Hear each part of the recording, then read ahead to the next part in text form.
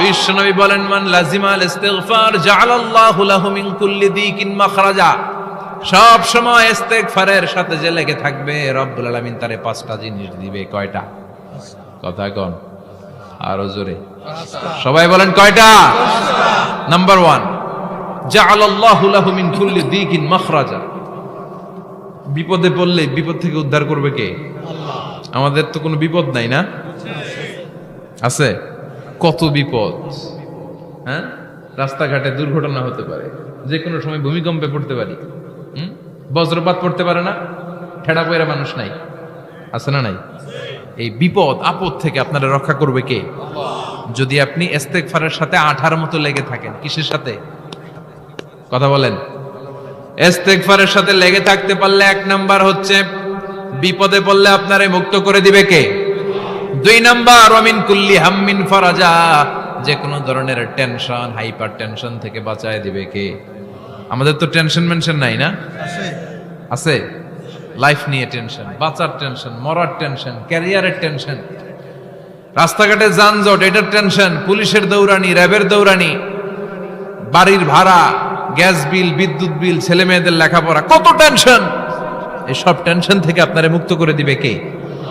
3 নম্বরে, ওয়ারযুকহু মিন হাইসু লা ইয়াহতাসিব। এমন জায়গা থেকে আল্লাহ আপনার রিজিকের ব্যবস্থা করবে আপনি কল্পনাই করতে পারবেন না। সুবহানাল্লাহ পড়েন। 4 নম্বরে, সবসময় ইস্তিগফার যদি পড়া হয়, আল্লাহর কোনো আযাব ওই বান্দার উপরে আসে না। ওমা কানাল্লাহু মুআযযিবাহুম ওয়া হুম ইস্তাগফিরুন।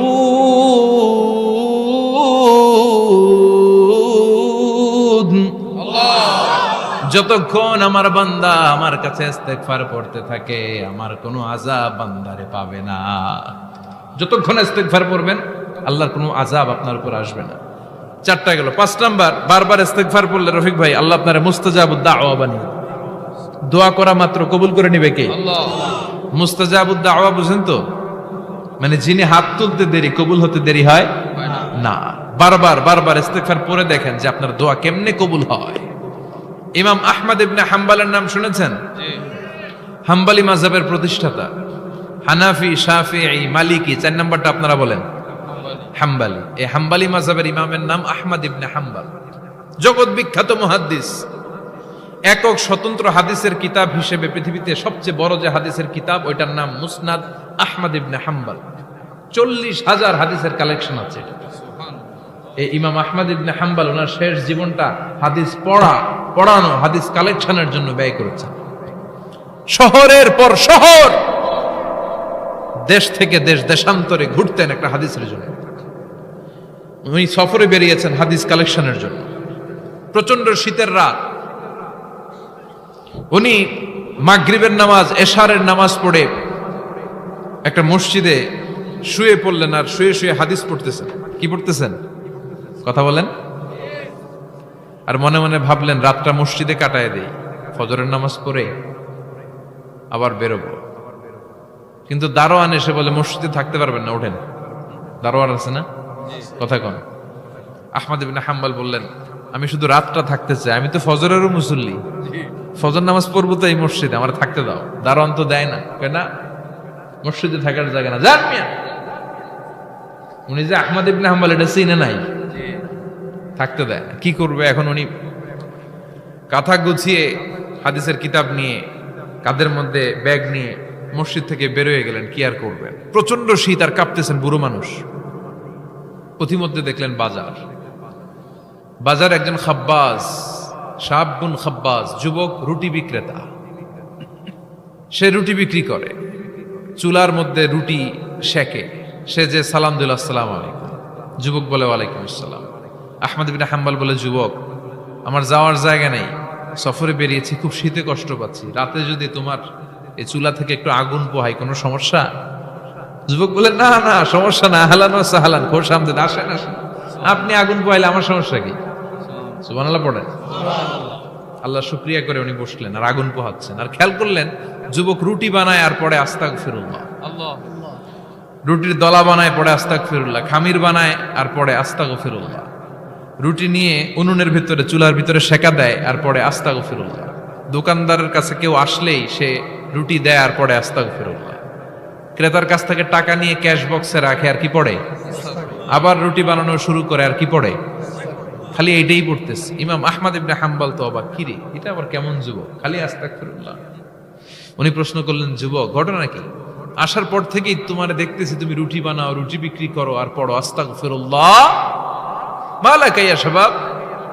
যুবক বলে, আস্তাগফিরুল্লাহ আমার সবচেয়ে বেশি পছন্দের আমল, আমি সব সময় আঠার মতো ইস্তেগফারের সাথে লেগে থাকি আর সব সময় পড়তে থাকি আস্তাগফিরুল্লাহ, আর এর বদৌলতে আল্লাহ আমারে মুস্তাজাবুদ দাওয়া বানিয়ে দিয়েছে। সুবহানাল্লাহ। আহমদ ইবনে হাম্বল তো অবাক, আনতা মুস্তাজাবুদ দাওয়া, তুমি মুস্তাজাবুদ দাওয়া রুটিওয়ালা? আমি এত বছর হাদিস পড়াই, আমিও তো মুস্তাজাবুদ দাওয়া না, আর তুমি রুটি বেচো বাজারে, তুমি মুস্তাজাবুদ দাওয়া, তুমি দোয়া করলে সব কবুল হয়ে যায়? যুবক বলে, না আনা মুস্তাজাবুদ দাওয়া, আমি আমার জীবনে যত দোয়া করেছি কবুল করে নিয়েছে কে? আল্লাহ। সব দোয়া কবুল করে নিয়েছে আল্লাহ, একটা দোয়া ছাড়া। কয়টা? আহমদ ইবনে হাম্বলের কৌতূহল, কিউরিয়াসিটি আরো বেড়ে গেল, কি সব দোয়া কবুল হয়েছে একটা দোয়া ছাড়া? মাযালিকা দুআ ইয়া শাব, কি সেই দোয়া? যুবক এবার বলতে শুরু করলো, আমার জীবনে যে দোয়াটা আল্লাহ কবুল করে নাই সেটা হচ্ছে, আমি আল্লাহর কাছে অনেক চেয়েছি, অনেক দোয়া করেছে যে আল্লাহ, শুনেছি এই জামানার সবচেয়ে বড় মুহাদ্দিস, তার নাম নাকি ইমাম আহমদ ইবনে হাম্বল। আল্লাহ তোমার কাছে আমার চাওয়া, আমি যেন এই ইমাম আহমদ ইবনে হাম্বলের দেখে মরতে পারি। সুবহানাল্লাহ।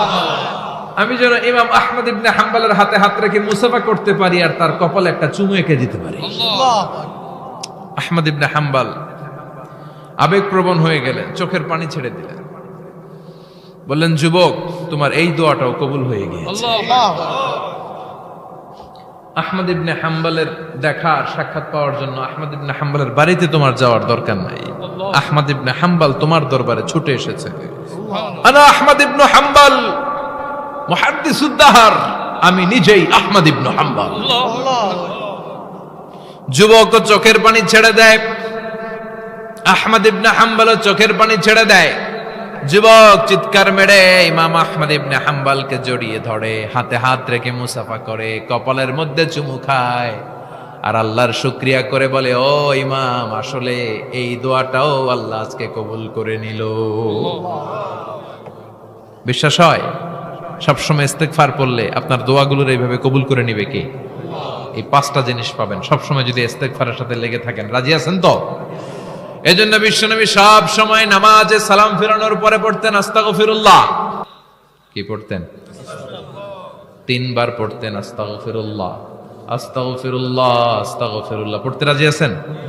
ইস্তেগফারের অনেকগুলো আলফাজ আছে, সবচেয়ে ছোট ইস্তেগফার হচ্ছে এটা, আস্তাগফিরুল্লাহ, আস্তাগফিরুল্লাহ। আরো আছে, আস্তাগফিরুল্লাহ আল্লাযী লা ইলাহা ইল্লা হুয়াল হাইয়ুল কাইয়্যুম ওয়া আতুবু ইলাইহি। বিশ্বনবী বলেন, এই ইস্তেগফারটা যদি কেউ পড়ে, আত-তাওয়াল্লি মিন ইয়াউমিজ যাহাফ, যুদ্ধের ময়দান থেকে পালিয়ে আসা কবিরা গুনাহ। কি গুনাহ? কাফেরদের সাথে যুদ্ধ, আমি তাগড়া যুবক, তলোয়ার নিয়ে নেমেছি, আমার দেহের এক ফোঁটা রক্ত থাকা পর্যন্ত আমি যুদ্ধ চালিয়ে যাব, আমি ফিরে আসতে পারবো না, আইনটা কার? ফিরে আসলে কবিরা গুনাহ। বিশ্বনবী বলেন, যুদ্ধের ময়দান থেকে ফিরে এসেছে এরকম কবিরা গুনাহ অবলম্বনকারীও যদি আস্তাগফিরুল্লাহ আল্লাযী লা ইলাহা ইল্লা হুয়াল হাইয়ুল কাইয়্যুম ওয়া আতুবু ইলাইহি পড়ে, ওই কবিরা গুনাহকারীকেও ক্ষমা করে দিবে কে? পড়তে রাজি আছেন তো?